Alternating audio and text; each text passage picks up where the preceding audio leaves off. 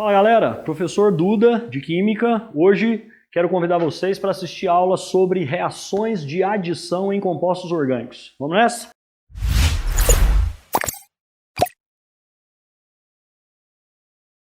E aí galera, tudo bem? Vamos lá? Então hoje o nosso assunto é o estudo das reações de adição nos compostos orgânicos, né?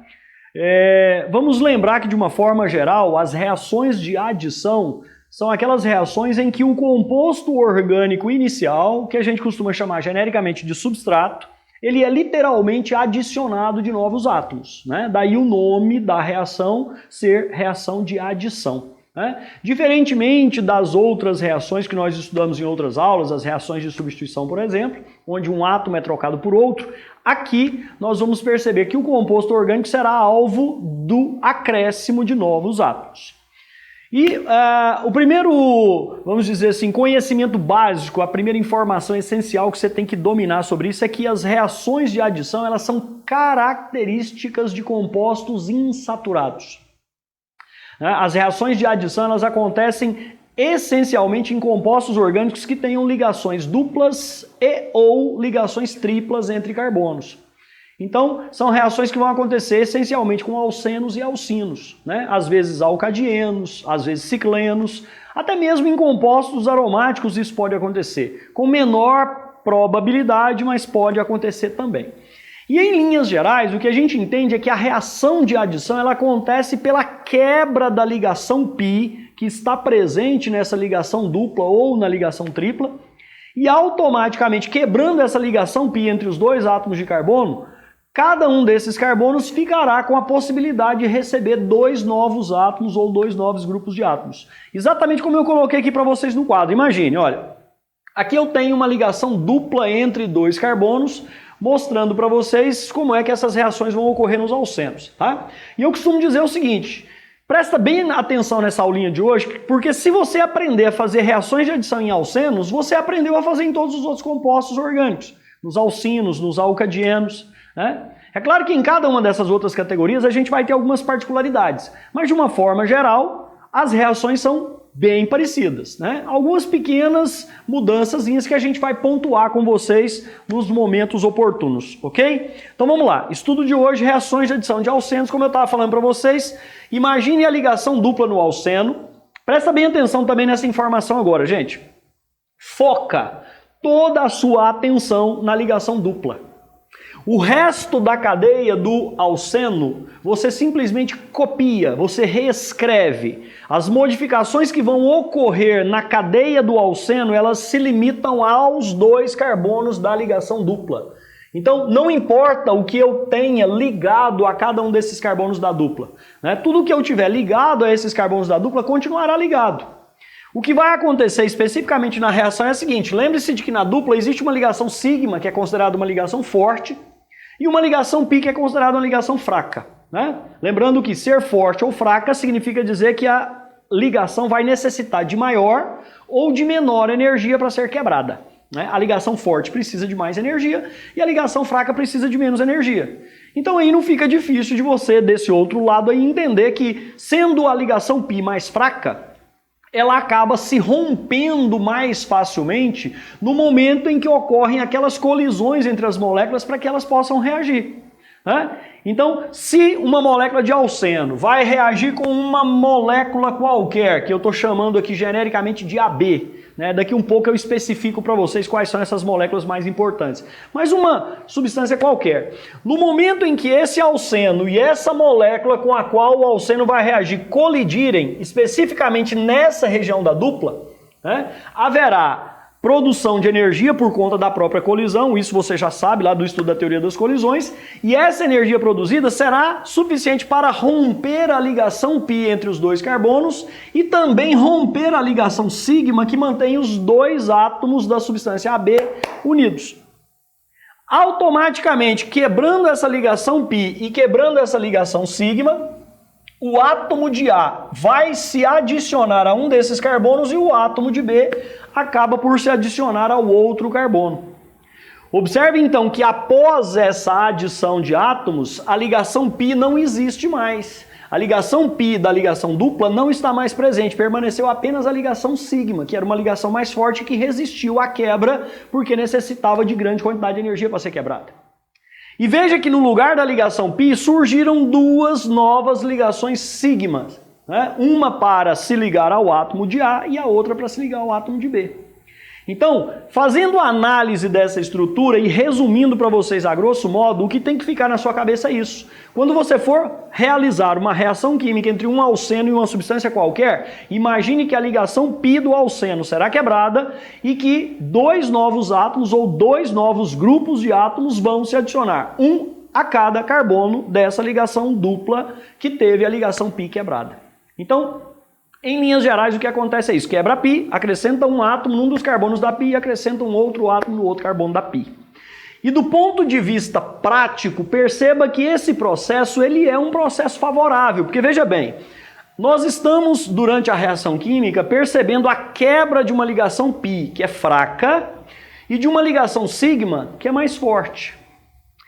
E estão surgindo ou estão formando duas novas ligações sigma que são fortes.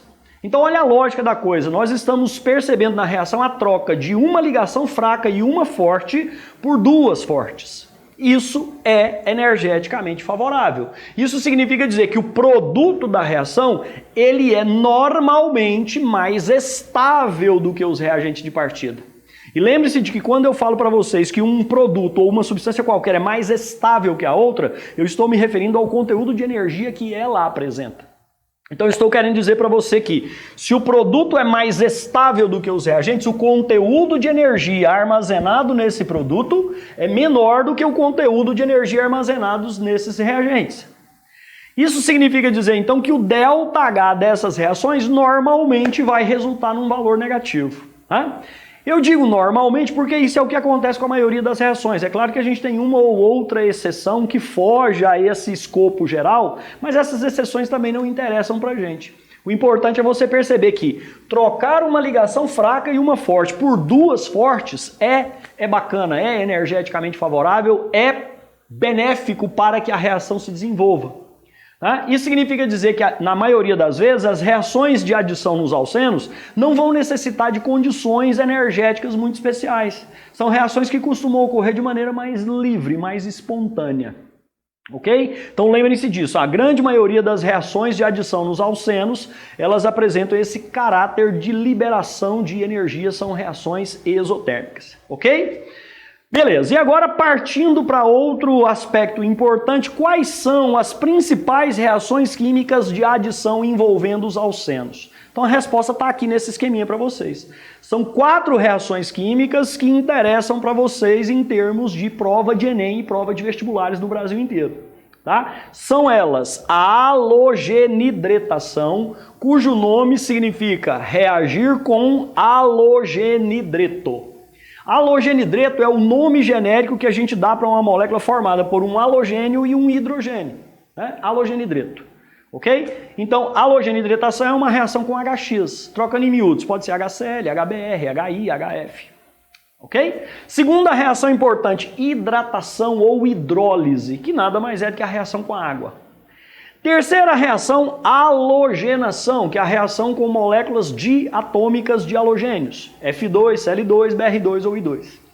E por último, a hidrogenação, que é a reação com gás hidrogênio H2. Né? Então são os 4 Hs, halogenidratação, hidratação, halogenação e hidrogenação. Ok? Então, galera, a partir desse momento eu vou começar a mostrar para vocês quais são as características, né, as particularidades de cada uma dessas reações, tá? Vamos começar pela primeira delas, seguindo essa ordem que vocês estão vendo aqui, que é a reação de halogenidratação. Como eu disse para vocês, a halogenidratação de um alceno, em linhas gerais, nada mais é do que a reação desse alceno com uma molécula de HX, que preferencialmente deve estar no estado gasoso. Essa é uma primeira consideração que eu preciso fazer com vocês, tá? O HX, ele pode se apresentar de duas formas, normalmente, quando a gente faz reações químicas. Ele pode estar puro, né? Ou ele pode estar misturado com água. Quando esse HX está misturado com água, ele se comporta como um ácido de arrênios, tá? E quando ele está puro, ele não se comporta como ácido de arrênios, ou seja, no estado puro ele não libera H+ de maneira espontânea, como acontece em meio aquoso. Então aqui é importante você observar o seguinte, se a nossa intenção é fazer o alceno reagir com o HX, nós não podemos colocar a água no meio reacional. Ou seja, nós não vamos usar a molécula de HX na forma de ácido de arrênios. Não vamos usar em solução aquosa. Professor, mas por que não? Porque acontece algo extremamente interessante que vocês vão ver na próxima reação, mas eu já vou adiantar para vocês.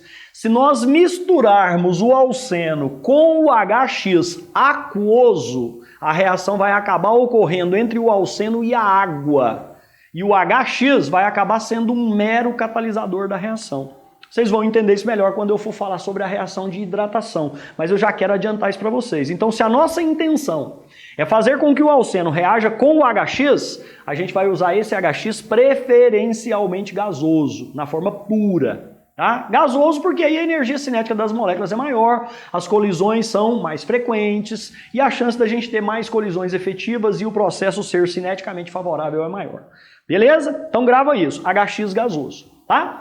Como a reação vai acontecer? Daquela forma geral que eu disse para vocês, ou seja, vai quebrar a pi entre os carbonos, o hidrogênio do HX vai se adicionar a um dos carbonos e o halogênio do HX vai se adicionar a outro carbono, o resultado dessa reação é a formação de um haleto orgânico saturado, que a gente também pode chamar de haleto de alquila ou a gente também pode chamar de haloalcano. Haloalcano nada mais é do que um halogênio ligado a uma cadeia hidrocarbônica saturada, ok? É sinônimo de haleto orgânico saturado. Bom, lembre-se de que essa molécula de HX, conforme eu disse para vocês, estou repetindo agora, pode ser HF, pode ser HCl, pode ser HBr e HI. Observem que eu coloquei em ordem crescente, e essa ordem crescente mostra para a gente a ordem de reatividade. Lembre-se de que reatividade tem a ver com velocidade de reação. Traduzindo, se eu pegar um alceno qualquer e colocar para reagir com HF, a reação vai acontecer, mas ela vai acontecer mais lentamente. Tá? Se eu colocar esse mesmo alceno para reagir com o HI, nas mesmas condições do HF, eu vou perceber que a reação com HI fica muito mais rápida. Tá? Em linhas gerais, as reações vão ocorrer do mesmo jeito, só que com diferentes velocidades. Tá? E isso daqui mostra para a gente, então, a ordem crescente de velocidade ou reatividade, que segue a ordem de força ácida. Veja como tem lógica. Qual desses 4 ácidos é o mais forte? Justamente o HI.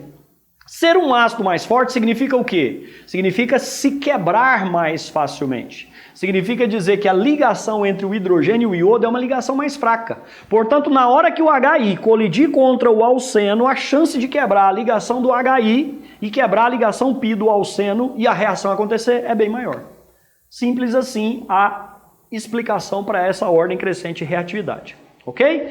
Mostrando para vocês, ou transformando isso em exemplo, imagine uma molécula de propeno, né, um alceno qualquer, reagindo com a molécula de HCl no estado gasoso.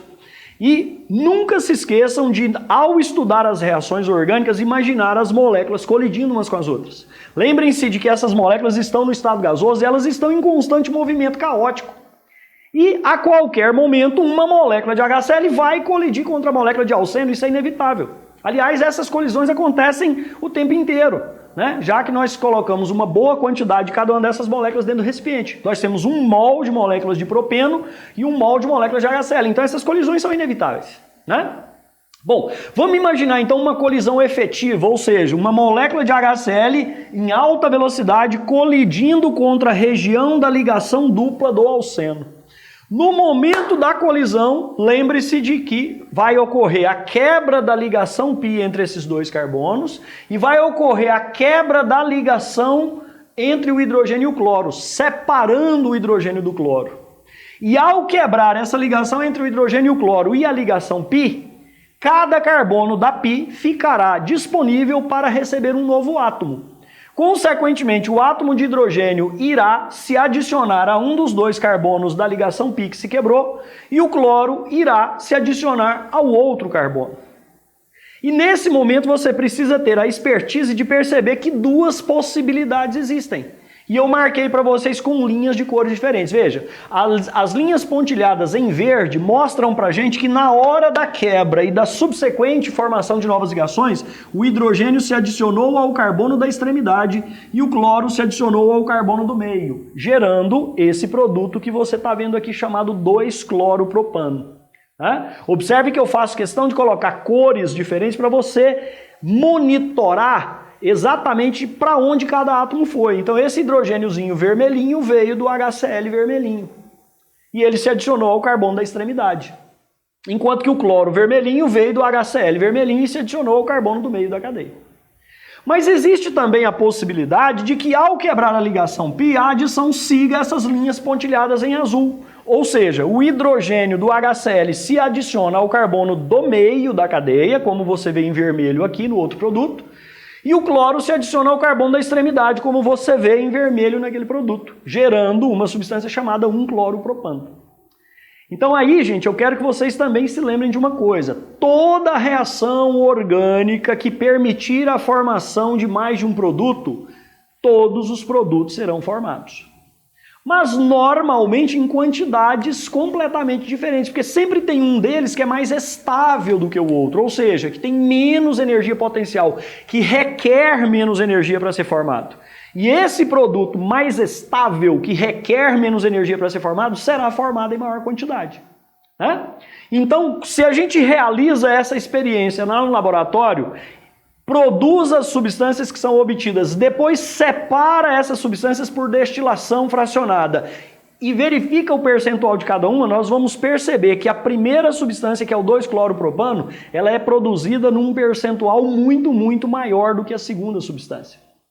Ou seja, existe algum motivo que faz com que uma delas seja produzida em maior quantidade que a outra. Que motivo é esse? Estabilidade. Ou seja, esse primeiro produto chamado 2-cloropropano é mais estável do que o outro produto chamado 1-cloropropano.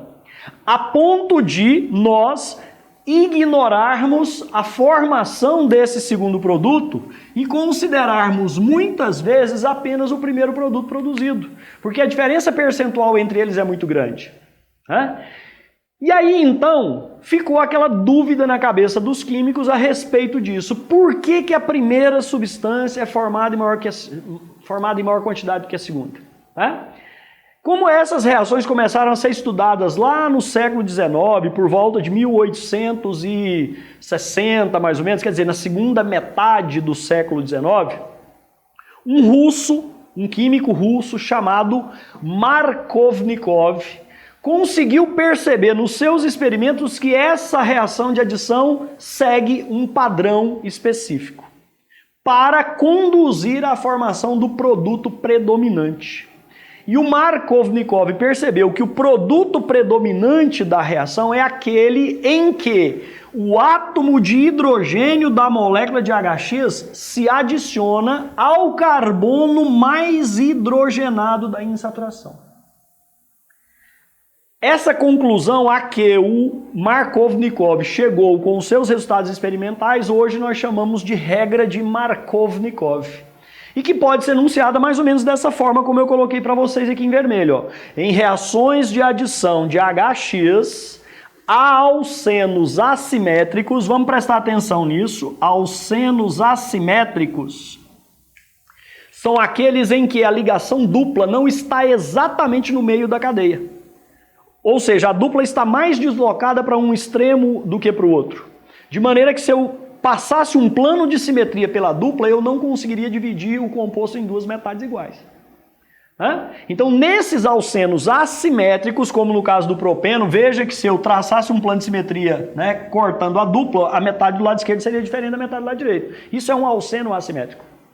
Observe que nesses alcenos assimétricos, a preferência é para que o átomo de hidrogênio da molécula de HX, que pode ser HF, Cl, HBr ou HI, ele deve, hidrogênio, ser adicionado preferencialmente ao carbono mais hidrogenado da insaturação. Então você vai contar, observe que o carbono da extremidade tem 2 hidrogênios, enquanto que o carbono do meio tem apenas 1. Logo, a tendência do hidrogênio na hora da reação, na hora da colisão, é que ele se adicione ao carbono mais hidrogenado e, consequentemente, o halogênio que estava acompanhando esse H vai ter que ir para o carbono menos hidrogenado. Então, essa regra de Markovnikov, ela foi enunciada em 1869, lá na segunda metade do século XIX, como eu disse para vocês.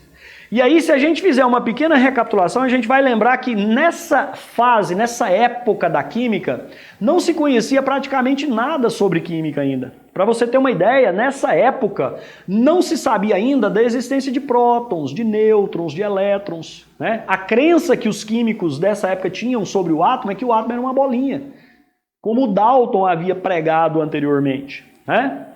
E por isso, essa regra de Markovnikov, ela ficou durante muito tempo sem uma explicação, uma justificativa plausível dentro dos conhecimentos químicos.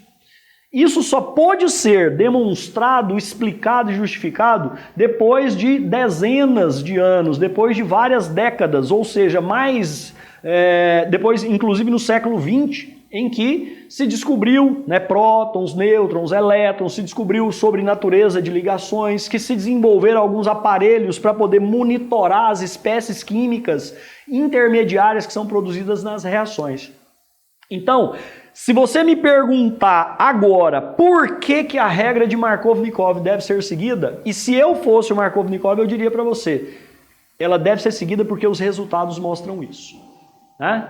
Aí você fala assim, não, então justifica para mim quimicamente. O Markovnikov, na época dele, não tinha subsídios, não tinha conhecimentos para isso. Hoje nós temos. E é exatamente isso que eu vou mostrar para vocês a partir de agora. Por que nós devemos seguir a regra de Markovnikov para obter o produto predominante? Ok? Vem comigo. Então, galera, como eu estava dizendo para vocês, para a gente poder explicar, justificar melhor, né, a regra de Markovnikov com os conhecimentos que nós temos atualmente, a gente vai precisar entender como que é o desenrolar da reação química.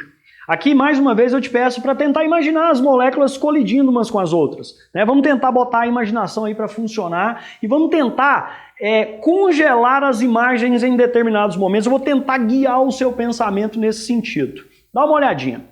Vamos pegar aquela mesma reação que eu acabei de mostrar para vocês do propeno com o HCl e imaginar o processo passo a passo. Então, vamos imaginar uma molécula de propeno e uma molécula de HCl vindo na mesma direção em sentidos contrários e colidindo. No momento da colisão, congela a imagem e foca a sua imagem agora no HCl. Tá? Você está imaginando as duas moléculas colidindo, mas foca no HCl. Imagine que o HCl, no momento dessa colisão, quebrou a ligação que mantinha o cloro preso ao hidrogênio de forma heterolítica.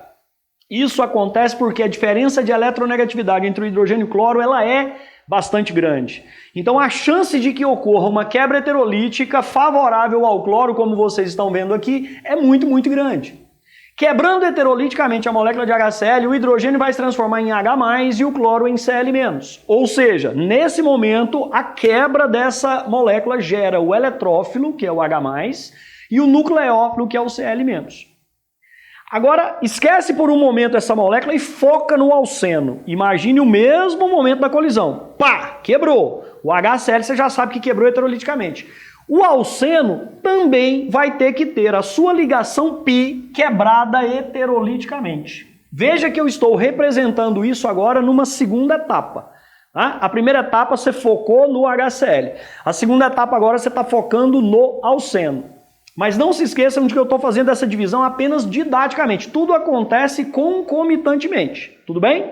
Mas é como se a gente estivesse visualizando cada molécula se comportando de uma forma própria no momento da colisão. Ok? Então vamos lá. O alceno propeno tem que quebrar a ligação π heteroliticamente para poder se ligar ao H+ ou ao Cl- que se formaram pela quebra do HCl. Aí vem aquela perguntinha fundamental nesse momento. Qual das duas espécies químicas, H+ ou Cl- deve reagir primeiro com o alceno? Resposta: o H+. Por alguns motivos. O principal deles é o seguinte: observe que o H+, ele está sem nenhum elétron, ele está com carga positiva, ele está altamente ávido de elétrons. Ele precisa estabelecer uma ligação o quanto antes. E olha que interessante, já que ele está sem elétron, uma vez que o cloro levou o elétron que lhe pertencia, ele precisa agora de 2 elétrons, ele precisa de um par. Então é como se no momento da colisão, esse H+ que se formou obrigasse, o termo mais apropriado é esse, obrigasse um dos 2 carbonos da ligação dupla a pegar o par de elétrons da ligação π, que eu estou representando em verdinho aqui, e disponibilizar todo esse par para ele. Então veja bem, tem um carbono aqui, tem outro carbono aqui, tem uma π entre os dois. Essa ligação π vai ter que ficar com um dos 2 carbonos para que esse par seja disponibilizado para o hidrogênio e o hidrogênio possa se ligar a um desses 2 carbonos. Vejam que existem 2 possibilidades. Aqui eu marquei com as setinhas em verde. Imagine essa setinha menorzinha, ela está indicando que o par de elétron da ligação π está ficando com o carbono da extremidade para que esse carbono da extremidade disponibilize o par para o H+ e o possa recebê-lo. Se isso acontecer, haverá a formação dessa espécie química. Veja, o carbono da extremidade que ficou com o par de elétrons da ligação π recebeu o hidrogêniozinho. Olha o hidrogêniozinho vermelho aqui. Consequentemente, o outro carbono da ligação π que perdeu um dos elétrons dessa ligação π, já que nesse par um elétron era do carbono e o outro era do outro, esse carbono que perdeu o par todo e adquiriu carga positiva. Ele se transformou no famoso carbocátion. Mas vejam que eu marquei para vocês em azul com as setinhas que isso também poderia acontecer, só que favorável ao outro carbono da ligação dupla. Então o outro carbono da dupla, que é o do meio, puxa o par de elétron da π todo para si para disponibilizá-lo ao hidrogênio. E se isso acontecer, o carbocátion formado seria essa outra espécie química. Vejam que agora eu coloquei o hidrogêniozinho vermelho conectado ao carbono do meio. E aí, o outro carbono da dupla, que no caso é o da extremidade, ficaria com carga positiva, formando um respectivo carbocátion. E o segredo está exatamente aqui, gente. Observem que nós temos 2 possibilidades quando o H+, que é um eletrófilo, se adiciona a um dos 2 carbonos da ligação π. Ou forma um carbocátion secundário ou forma um carbocátion primário. Ou seja, formar o carbocátion é inevitável. Mas será que esses 2 carbocátions formados são igualmente estáveis? Definitivamente a resposta é não. Lembre-se de que o carbocátion secundário possui 2 grupos metila ligados a ele, empurrando elétrons na sua direção, realizando sobre o carbono que está com a carga positiva efeitos indutivos positivos. Ao passo que no outro carbocátion, melhor dizendo, que é primário, nós temos apenas um efeito indutivo na direção desse carbocátion. E olha como a coisa agora ganha lógica. Se um átomo está com carga positiva e os seus vizinhos estão injetando elétrons na sua direção, isso minimiza essa carga positiva e, de certa forma, dá uma estabilizada nesse carbono. E do ponto de vista energético, deixar o carbono um pouco mais estável é relativamente interessante, porque isso resulta num menor gasto energético. Não se esqueça dessa explicação. Estabilidade significa baixa energia. Portanto, para formar o carbocátion secundário, que é relativamente mais estável do que o primário, em função dos efeitos indutivos positivos que incidem sobre o carbono positivo, gasta menos energia. Gasta menos energia. E se gasta menos energia para formar esse primeiro carbocátion comparado ao segundo, nós vamos ter que entender que a chance de formar o carbocátion mais estável, ou seja, aquele que gasta menos energia, é infinitamente maior do que a chance de formar o outro carbocátion que gasta mais energia. Então o que eu quero te dizer é que durante a colisão, quando quebrou a molécula de HCl, quebrou a ligação π do alceno, a tendência é a de que o hidrogênio do HCl se adicione ao carbono mais hidrogenado da insaturação. Por quê? Porque dessa forma haverá produção do intermediário carbocatiônico relativamente mais estável. Ou seja, as moléculas estão seguindo o caminho que gasta menos energia. Essa é a justificativa para a regra de Markov-Nikov. Então, se alguém te perguntar por que o hidrogênio tem que entrar no carbono mais hidrogenado, você responde exatamente com base nisso, dizendo assim, ó, resumidamente, porque quando o hidrogênio se adiciona ao carbono mais hidrogenado, forma um carbocátion relativamente mais estável, ou seja, que gasta menos energia. Certinho? A partir do momento, então, que o hidrogênio se adicionou ao carbono mais hidrogenado e gerou o carbocátion, a reação finaliza com o átomo de cloro, que se separou do hidrogênio lá na hora da colisão, disponibilizando um par de elétrons para esse carbocátion, ou seja, se ligando a ele, né? Conforme vocês estão vendo aqui numa suposta terceira etapa. Então, todo esse processo que ocorre no momento da colisão, eu posso dividir nesses eventos mais importantes que eu chamei cada um desses eventos de etapas. Primeira etapa, a quebra do HCl heterolítica, formando o eletrófilo e o nucleófilo. Segunda etapa, a adição do eletrófilo, que é o H+, ao carbono mais hidrogenado. Daí, então, o mecanismo ser classicamente chamado de adição eletrofílica ou adição eletrófila. Muita gente, quando começa a estudar reações orgânicas, fica se perguntando por que a adição é eletrófila se também tem a participação do nucleófilo. Olha o nucleófilo participando da reação. A resposta é simples. É aquele que reage primeiro que define o nome do mecanismo. E você percebeu que do eletrófilo e do nucleófilo, quem reagiu primeiro foi o eletrófilo, porque ele estava mais carente de elétron e o alceno, que era a molécula com a qual ele estava reagindo, tinha ou tem elétron para disponibilizar para ele. Então tudo isso casa perfeitamente. O H+, que é o eletrófilo, se adicionando primeiro, né, do que o nucleófilo. Então o mecanismo se chama adição eletrofílica.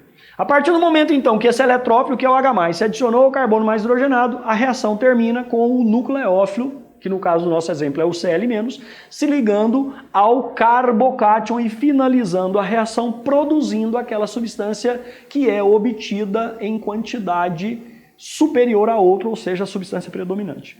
Ok, gente? Então, gravem isso. A regra de Markov-Nikov deve ser seguida porque haverá formação de um carbocátion relativamente mais estável. Certo, galera? E agora a gente vai resolver alguns exercícios com vocês para poder finalizar essa aula inicial de reações de adição em alcenos com vocês, beleza? Vamos lá, hein? Então, galera, o primeiro exercício que nós temos aqui relacionado com essa materinha que a gente acabou de ver, de reações de adição em alcenos, é esse que nós extraímos lá de um vestibular da Faculdade de Medicina de Petrópolis, do Rio de Janeiro. Vejamos o enunciado, olha bem. O estireno é um hidrocarboneto obtido a partir da destilação fracionada do petróleo, tem odor característico e seu ponto de ebulição é baixo, a ele conferindo uma volatilidade elevada. É empregado industrialmente como isolante térmico e nas reações de polimerização para a fabricação de plásticos e borrachas. O produto da reação de adição do ácido bromídrico à parte alifática do estireno está representado em... Então veja bem, nós temos aqui o estireno. E o exercício quer saber qual é o produto que vai ser gerado quando esse estireno reagir com HCl. E a reação vai acontecer exatamente lá na ligação dupla, seguindo aquele padrão que eu te falei na aula teórica. Foque toda a sua atenção nos dois carbonos da dupla, porque é lá que devem ocorrer as alterações, né, na molécula, e o restante você copia. Então esse anel aromático que está, entre aspas, pendurado aqui, ele vai continuar preso, pendurado aqui no produto. Lembre-se de que ao reagir essa molécula com HCl, haverá quebra da ligação π da dupla, o hidrogênio do HCl preferencialmente vai para o carbono mais hidrogenado da dupla, que é o da extremidade. Vejam que aqui não tem os hidrogênios, mas você sabe que são dois hidrogênios presos a esse carbono. E o cloro vai para o carbono do meio, né? Ou seja, o outro carbono da dupla, que tem apenas um hidrogênio. Consequentemente, a dupla não existirá mais, quebrará a π, o hidrogênio do HCl entrou no carbono da extremidade, você não precisa representar, né? E o cloro entra no outro carbono da dupla. Consequentemente, olhando os produtos possíveis, nós vamos perceber que o produto produzido é exatamente o produto da letra C. Né? Vejam que nesse caso o hidrogênio teria entrado nesse carbono que era o carbono da dupla e o cloro no carbono do meio. Ok? Lembre-se de que precisa obedecer à regra de Markov-Nikov, por isso o hidrogênio foi para o carbono mais hidrogenado. Beleza? Então, a outra questão que nós temos é essa aqui da UF, né, de Minas Gerais, que diz o seguinte, olha, o propeno é um hidrocarboneto produzido durante o craqueamento do petróleo, constituindo-se uma das matérias-primas mais relevantes da indústria petroquímica. Essa substância reage com o HI, podendo gerar 2 produtos. Sobre essa reação, faça o que se pede. Então quero que você dê uma olhada aqui no quadro em que eu coloquei para vocês as substâncias para que vocês possam entender a resolução da questão. Veja bem, aqui está o propeno, né, um alceno assimétrico, reagindo com o HI. Lembre-se de que na hora da reação, quando o HI e o propeno colidirem, haverá quebra da ligação entre o hidrogênio e o iodo, quebra heterolítica separando os dois, haverá quebra da ligação π entre os 2 carbonos. E aí o hidrogênio se adiciona a um dos 2 carbonos da π que se quebrou e o iodo ao outro. Por isso existem 2 produtos possíveis. Se o hidrogênio se adicionar ao carbono da extremidade e o iodo ao carbono do meio, gera esse primeiro produto chamado 2-iodopropano. Se por acaso o hidrogênio se adicionar ao carbono do meio e o iodo for para o carbono da extremidade, haverá produção do outro composto chamado 2-iodopropano. Né? Isso é a resposta da letra A da questão, que quer saber ou pede para a gente apresentar os nomes, né, ou o nome de 2 possíveis produtos da reação entre o propeno e o HI.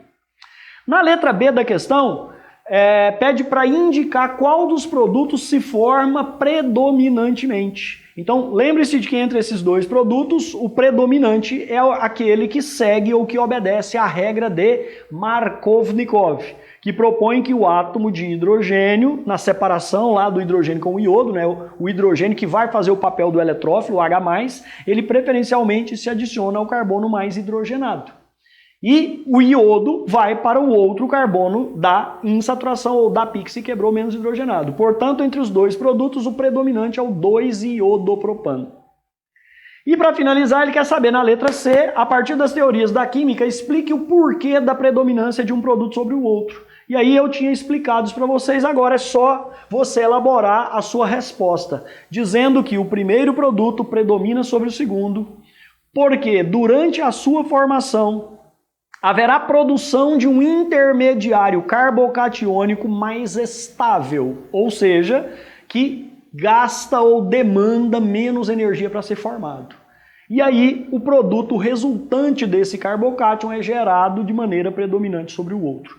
Ok? Então lembre-se de que o produto principal de uma reação onde existem vários é sempre aquele que tem maior estabilidade. Resumindo, aquele que gasta menor quantidade de energia para ser formado.